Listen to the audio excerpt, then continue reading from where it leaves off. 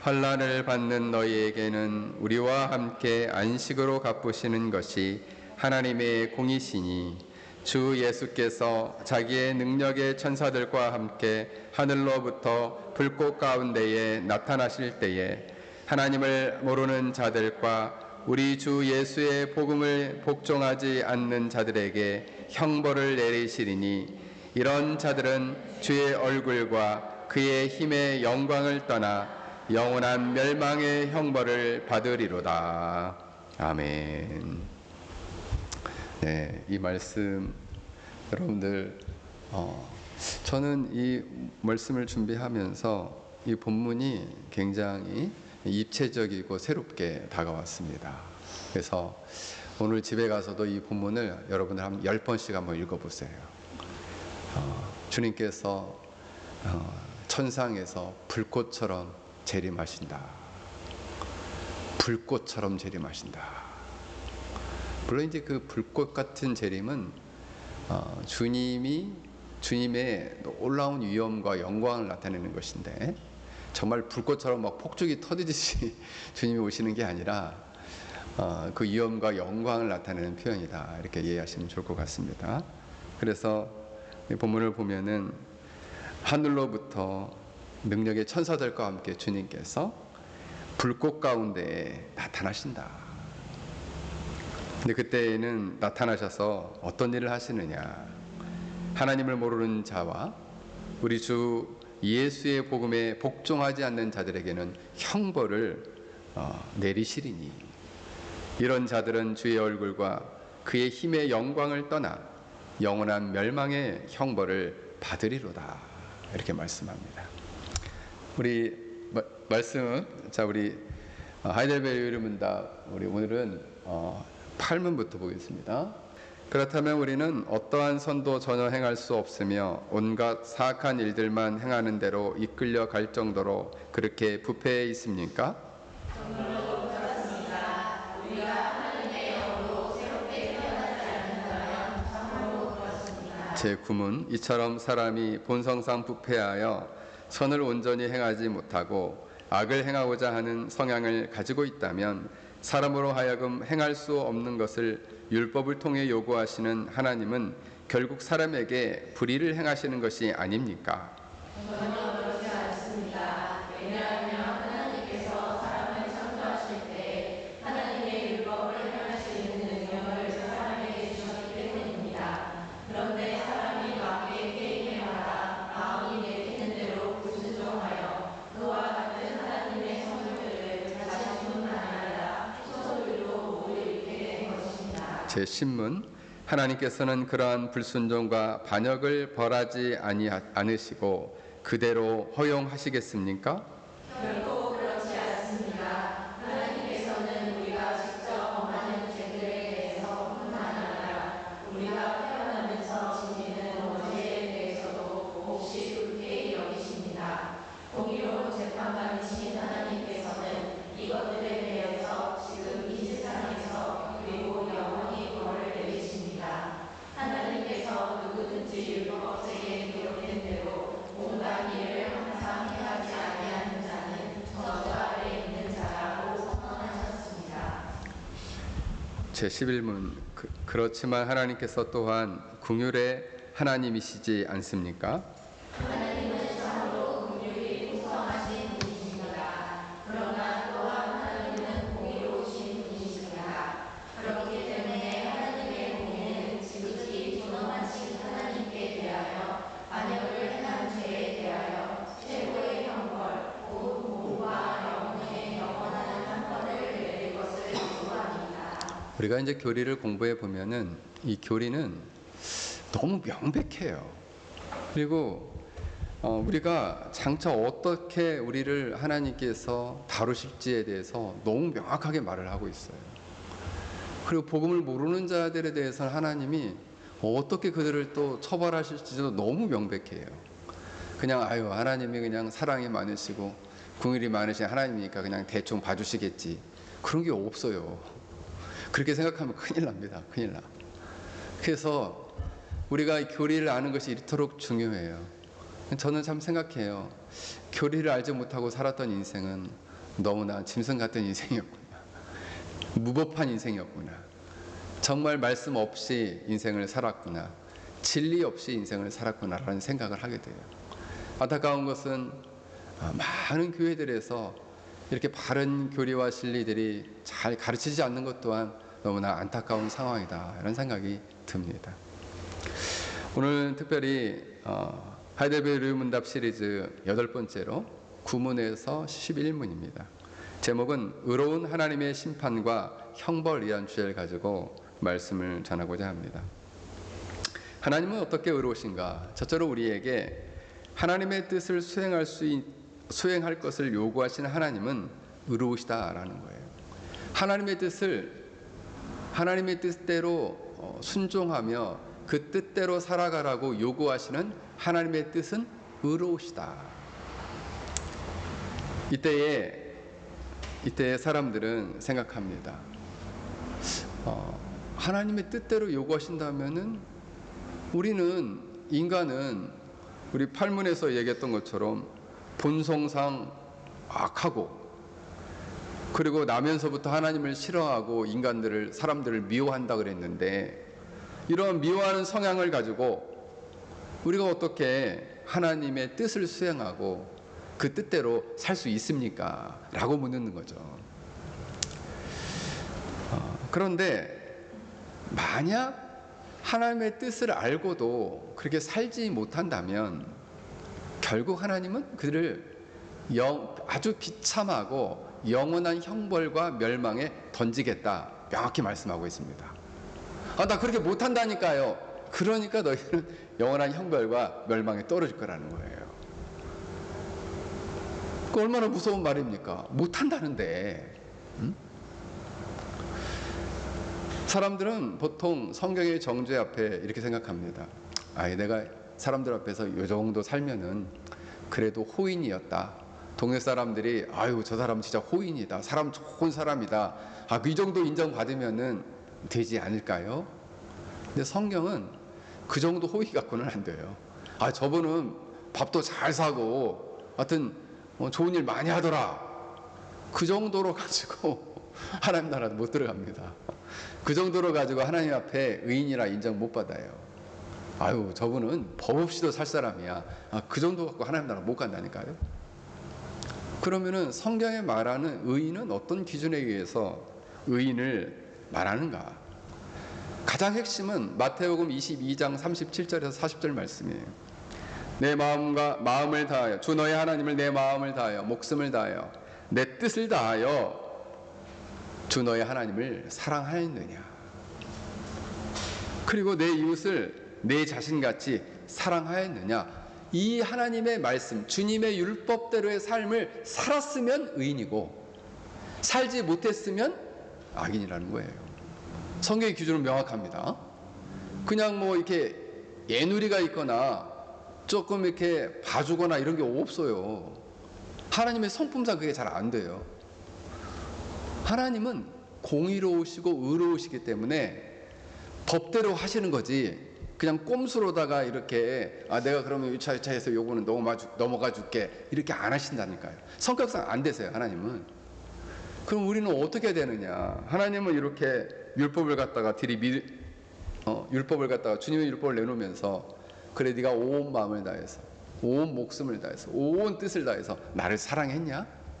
내 이웃을 네 몸 정도만이라도 내 이웃을 사랑했냐? 하나님은 몸처럼 사랑하면 안 돼요. 하나님은 내 온 마음과 뜻과 목숨을 다해 사랑해야 돼. 근데 이웃은 내 몸만큼만 사랑하면 돼요. 목사님, 저는 제 몸을 잘 안 돌보는데요. 그렇게 또 한발찬볼 하지 말고, 그죠? 여러분 아프면 약도 먹고, 그죠? 배고프면 밥도 먹잖아요. 그런 것처럼 사랑하라는 거예요. 그런데 만약 하나님이 이렇게 하나님의 법대로 살지 못한 사람을 봐주신다면은 그것은 여러분은 하나님을 거짓말장애로 만드시는 거예요. 만약 사람들이 볼 때 저 사람은 법 없이도 살 사람이다, 그렇기 때문에 좋은 사람이에요, 그러니까 하나님이 저 사람을 의인으로 인정해 있지 않나요? 라고 말한다면 성경은 하나님을 거짓말하는 분으로 만드는 것이다, 이렇게 말씀합니다. 그러니까 하나님은 그렇게 하실 수 없다는 얘기예요. 이때 사람은 첫 번째, 이제 이 하이델베르 유르문답에서 인간이 두 가지 질문을 합니다. 첫 번째 질문은 뭐냐? 아니, 우리 인간 가운데 누구도 율법을 지킬 수 없는데 그런 율법을 주신 하나님이 좀 이상한 거 아니에요? 그런 율법을 주신 하나님은 너무 부당한 거 아니냐, 이 말입니다. 이렇게 물었단 말이에요. 이때에 왜 하나님은 지킬 수 없는 율법을 줘가지고 우리로 하여금 이렇게 범죄해서 영원한 심판에 떨어지게 하느냐, 이렇게 인간은 항변할 수 있다는 거죠. 이건 일명 저항의 몸짓인데 하나님을 향해서 그 말씀에 막 저항하는 거죠. 아니, 우리 지킬 수 있게 해야 되는데 지킬 수 없는 율법을 주셨잖아요. 온 마음을 다해 목숨을 뜻을 다해서 하나님을 사랑한다는 게 이게 쉽나요? 내 이웃을 내 몸처럼 사랑하는 거, 내 몸도 귀찮은데 내 몸처럼 다른 이웃을 사랑한다는 게 이게 지킬 수 없잖아요. 이렇게 항변을 한다는 거예요. 그런데 여러분, 하나님과 이웃을 사랑하는 율법은 원래 하나님이 처음 창조할 때부터 아주 명백하게 인간을 창조하신 목적이자 본분이라고 말씀하신 거예요. 인간을 창조하신 도리이자 본분이라고 얘기하신 거예요. 왜 내가 그렇게 해야 됩니까? 아니, 그렇게 창조했어요. 원래 하나님 그런 목적을 가지고 하나님을 사랑하고, 그 하나님을 사랑하는 온 마음을 가지고, 사랑하는 마음을 가지고 내 이웃을 내 몸만큼만 사랑하도록 원래 하나님이 그렇게 우리를 창조하셨다는, 그런 목적으로 우리를 창조하셨다는 거예요. 그래서 우리는 그냥 내 마음대로, 내 편의대로, 내 임의대로, 내 마음대로 살도록 창조된 존재가 아니에요. 하나님의 말씀대로, 교훈대로 살도록 인간은 창조되었다. 그런데 그 율법을 못 지키는 율법을 줬으니까 하나님은 이상한 거 아니에요? 그 율법이 잘못된 거 아니에요? 라고 사람은 핑계를 댄다는 거예요. 그런데 여러분, 율법 자체의 문제가 아니라 율법을 지키지 못하는 그 사람 자체가 문제라는 거죠. 무슨 말인지 알겠죠?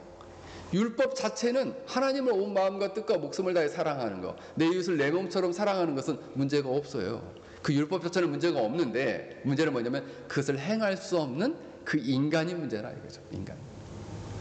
죄인은 행할 수 없습니다. 자연인은 이거 할 수 없어요. 오늘도 우리가 오전에 성경 공부했지만은 하나님의 영이, 새 영을 부어주셔서 새 마음으로 변화되지 않는 한 할 수 없어요. 근데 처음 인간을 창조했을 때는 할 수 있었어요.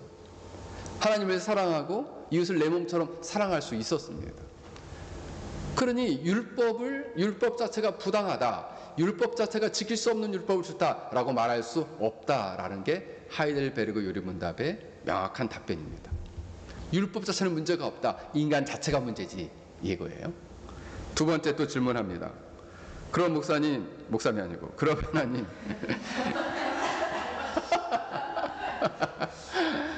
그럼 하나님 율법을 주실 것이면 우리로 하여금 지킬 수 있도록 하셨어야죠. 우리로 하여금 율법을 지킬 수 있는 율법이라면 우리로 하여금 그럼 지킬 수 있도록 하셨어야 되는 거 아닙니까? 라고 했다는 거죠. 그런데 여러분, 인간을 처음 창조했을 때 의와 그리고 진리와 거룩함을 지닌 흠이 없는 인격으로 하나님은 인간을 창조했습니다. 그래서 대부분의 학자들이 인간의 처음 원시 상태를 이렇게 표현해요. 죄를 범하지 않을 수 있는 흠이 없는 정결하며 거룩한 상태다. 그래서 우리가 사중의 상태, 인간의 사중의 상태, 첫 번째 창조 상태에 대해서 죄를 짓지 않을 수 있는 상태, 아니지, 죄를 지을 수 있는 상태로 배웠죠. 근데 이것을 좀 더 풀어 설명하면 죄를 범하지 않을 수 있는 흠이 없는 정결하고 거룩한 상태, 그렇게 인간이 창조가 되었다는 거죠. 그 얘기는 뭐예요? 이 상태로 하나님의 주신 명령과 율법을 지킬 수 있었다는 것입니다. 하나님이 가장 먼저 주신 율법과 명령은 뭐예요? 동산 중앙에 있는 나무의 실과 선악을 알게 하는 지식의 나무 열매를 먹지 말라라는 명령이었습니다. 근데 사단이 왔죠. 이 뱀을 통해서 사단이 인간을 유혹했습니다. 먹으면 반드시 죽으리라 그랬는데 사단이 아니, 죽지 아니하리라. 이렇게 얘기를 했어요. 이때 오히려 네가 그거 먹으면 선악을 분별할 수 있는 그런 지식이 생겨서 하나님과 동급이 된다, 같아진다 라고 말했어요. 이때 이 거룩하고 흠이 없는 상태에 있는 이 아담과 하와는 판단을 해야 했다는 거죠. 사탄의 말을 들을 거냐, 아니면은 하나님의 말씀을 들을 거냐. 그 기로에 서 있었습니다. 그런데 하와는 하나님의 말을 믿지 않았어요. 사탄의 말을 믿었어요. 아, 그렇구나. 하나님은 우리가 이거 먹으면 선악을 분별하는 지식이 생겨서 하나님과 똑같아지는 거, 그걸 원치 않으셨구나. 아, 하나님 좀 야비하시네. 그럼 나 이거 먹어야지 해가지고 사탄의 말을 먹고 하나님을 불신하고 먹게 된 거예요. 결국 뭐냐 하면 하나님의 선하심을 부정한 거예요. 하나님의 선하심을 부정하고 창조주를 부정하고 결국 그들이 죄를 택하였습니다. 죄를 택한 이후에 그들의 아담과 하와의 고의적으로 불순종함으로, 다시요, 아담과 하와의 고의적으로 불순종함으로써 하나님의 명령을 어길 수 있는 능력을 잃어버리고 자기뿐만 아니라 그 후손들까지 그렇게 되었다라는 거죠. 그러니까 처음 선한 율법을 주었을 뿐만 아니라 그 율법을 지킬 수 있는 능력마저도 줬음에도 불구하고 인간은 고의로 범죄하고 불순종함으로 그들이 결국은 하나님의 율법을 지킬 수 없게 되었다라는 것입니다. 그러므로 이 능력을 상실한 책임은 누구한테 있느냐? 사람한테 있다는 거예요. 능력은 하나님이 줬어요. 근데 사람이 잃어버린 거예요.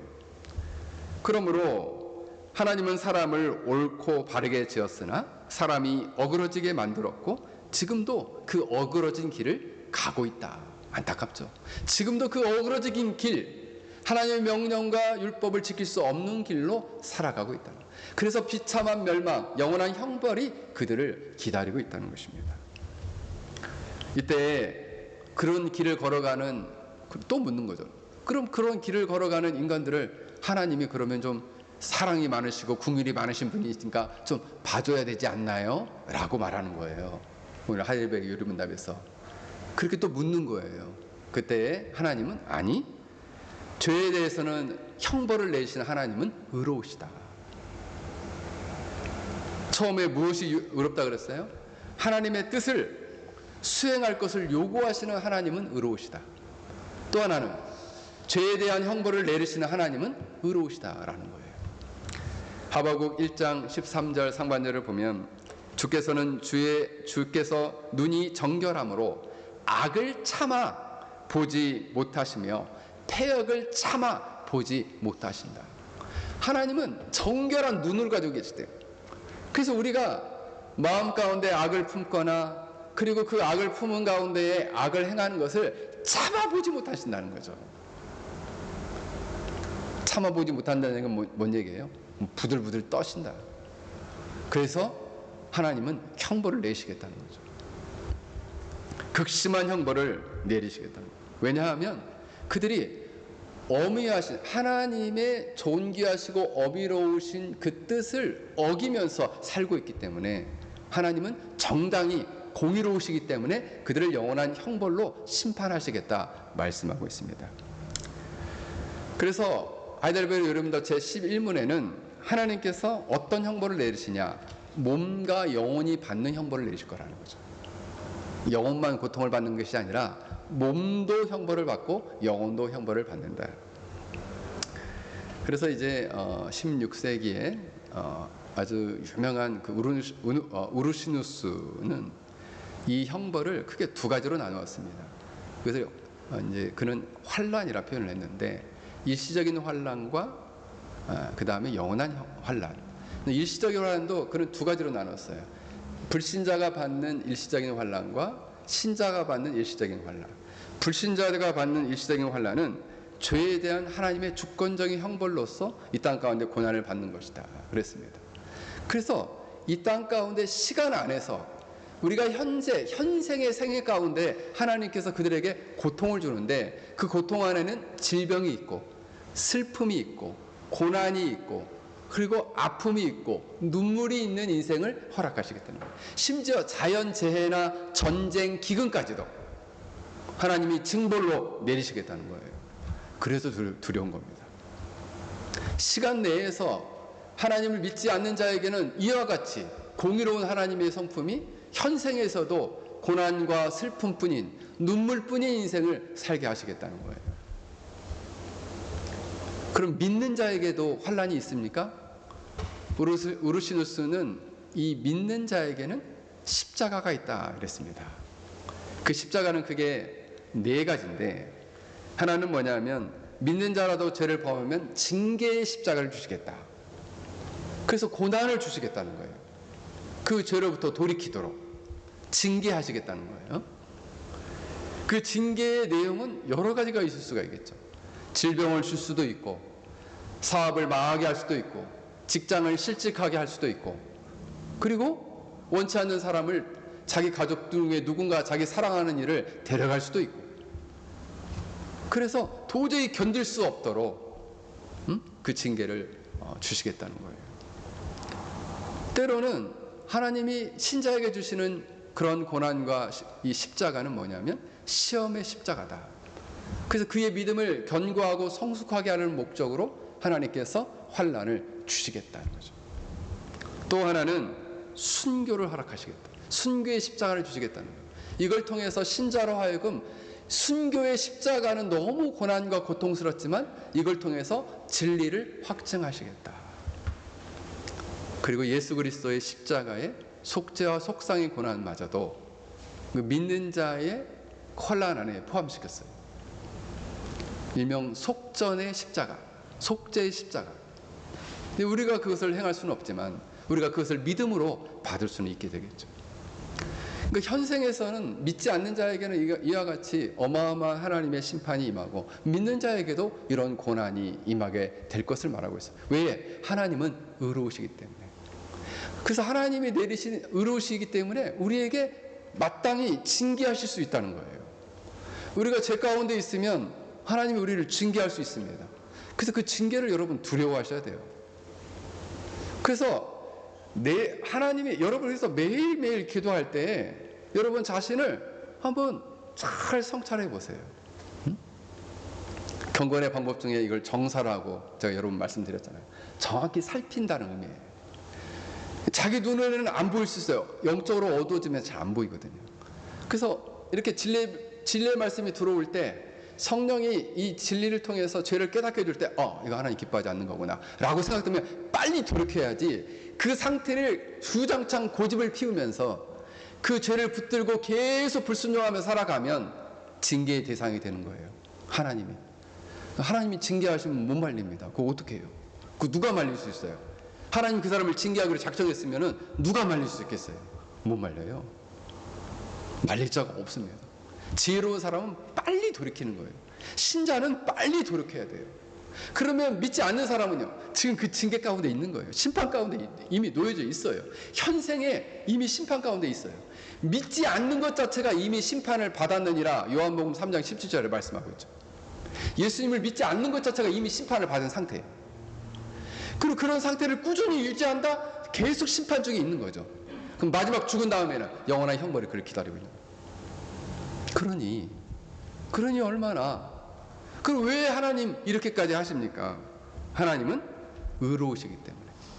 죄에 대해서 형벌을 내리시는 하나님은 의로우시기 때문에 이와 같이 현생의 심판을 하시고, 그 사람의 죽은 다음에는 영원한 형벌이 남겨져 있다. 그 영원한 형벌은 육신과 영혼이 함께 고통을 받는다는 거예요.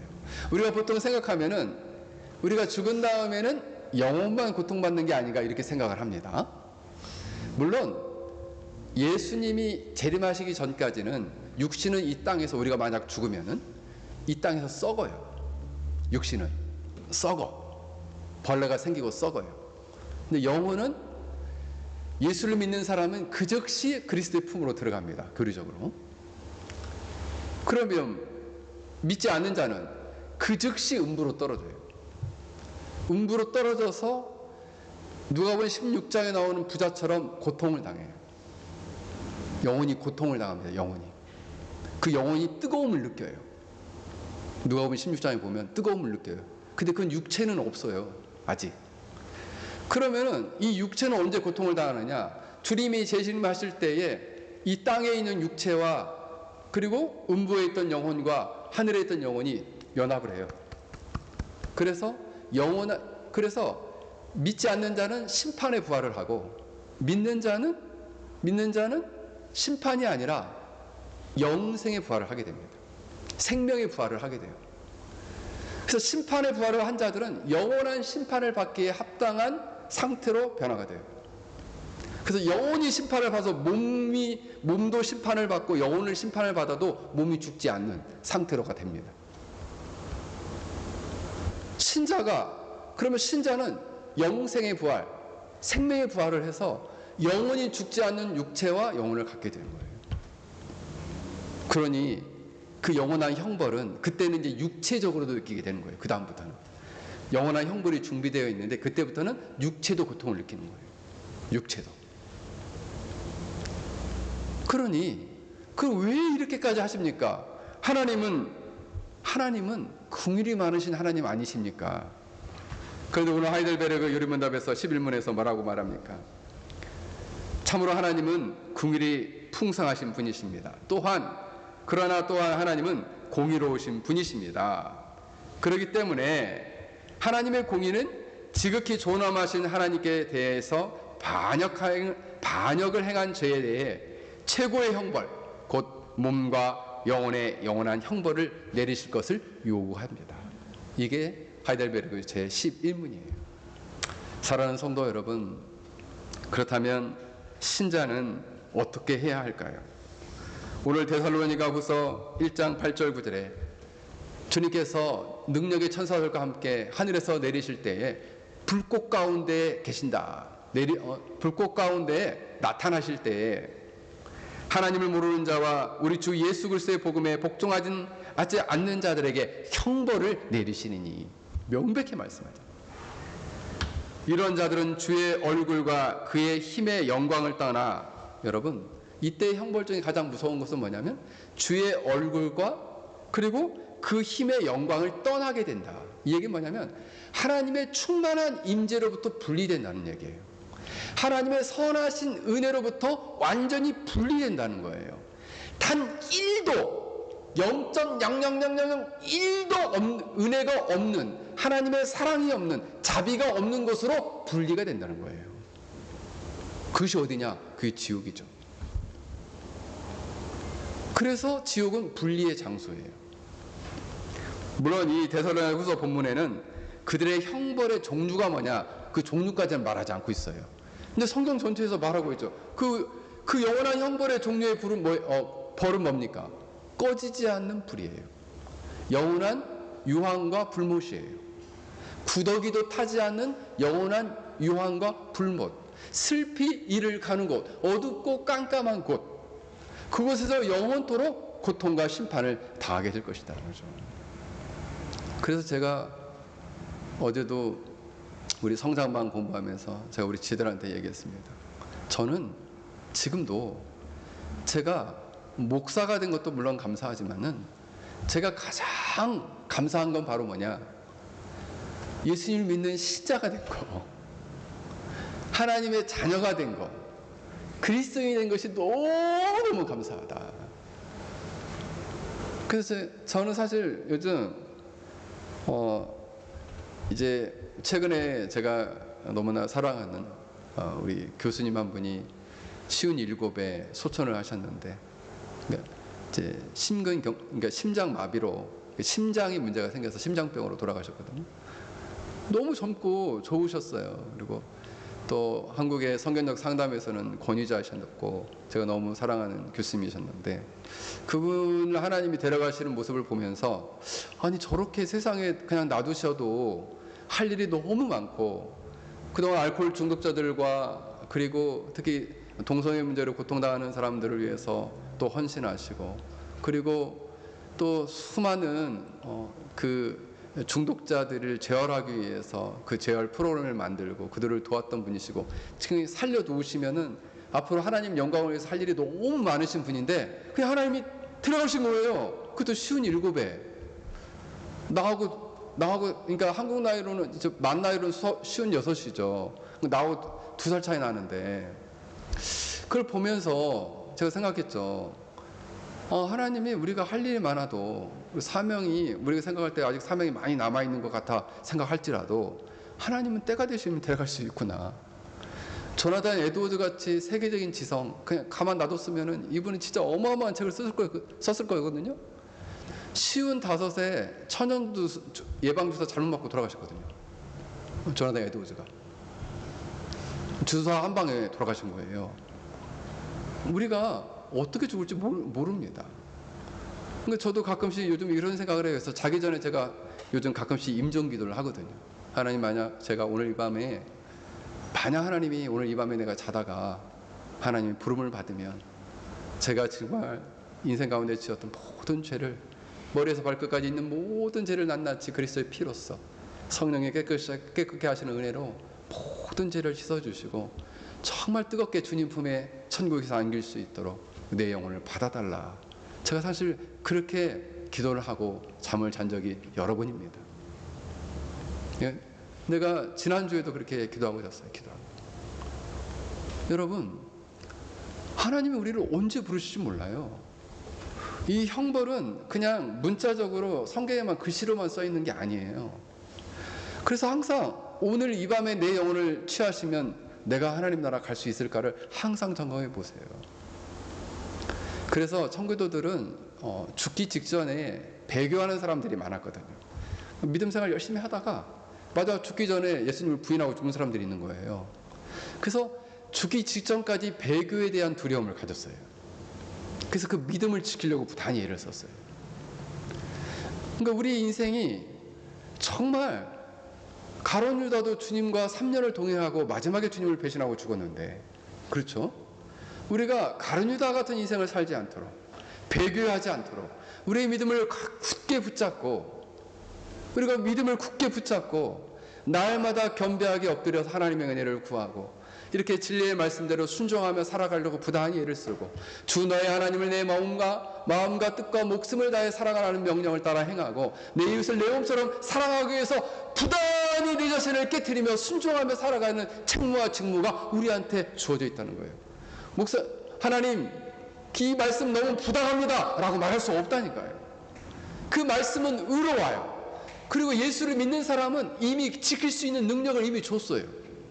이 말씀대로 살 수 있는 힘과 능력을 이미 줬어요. 생명에 이르는 율법, 생명에 이르는 성령의 법을 이미 주었습니다. 우리는 생명과 성령의 법으로 죄와 사망에서 해방되었기 때문에 우리는 능히 이 진리의 말씀대로 순종하며 살아갈 수 있어요. 난 못 살겠습니다. 그거는 불순종하는 거예요. 나는 못 살겠습니다. 그것은 말씀에 반항하고 저항하는 거예요. 항변하는 거예요. 그러므로 우리는 날마다 내 자신을 깨트리고 내려놓고 주님이 원하시는 삶을 살게 해달라고 부단히 부르짖으며 기도해야 되는 이유가 여기에 있는 것입니다. 사랑하는 성도 여러분, 신앙은 장난이 아니에요. 신앙은 여러분, 우리 그냥 재수 없으면 죽으면 지옥 가는 거죠.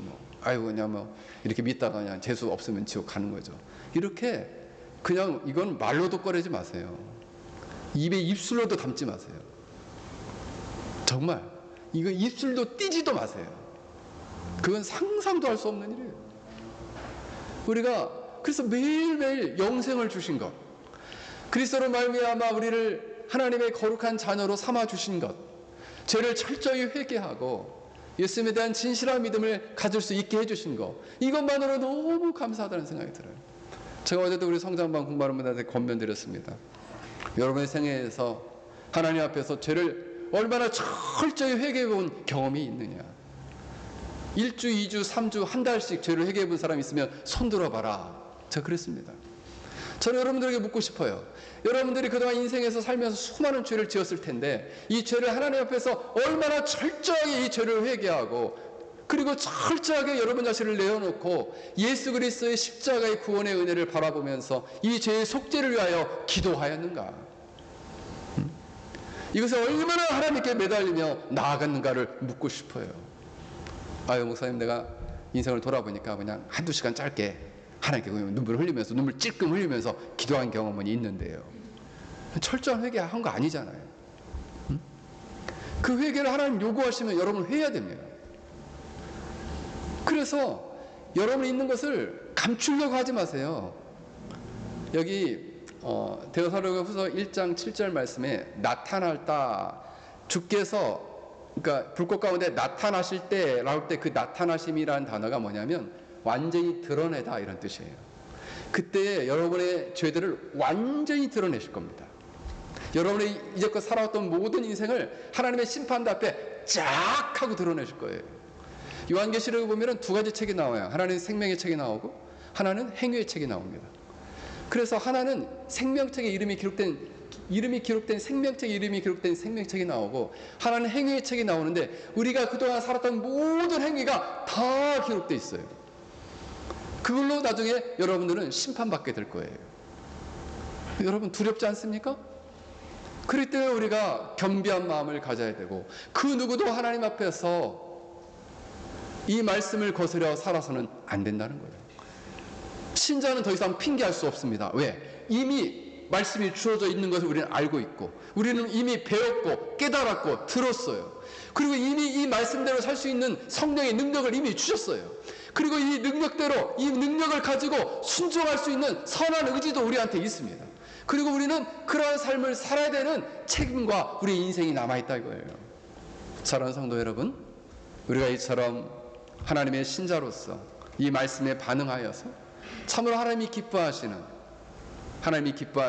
하나님의 뜻을 깊이 수행하고 그 뜻대로의 인생을 살고자 노력하는 참된 신자들이 되기를 주 이름으로 간절히 축원합니다.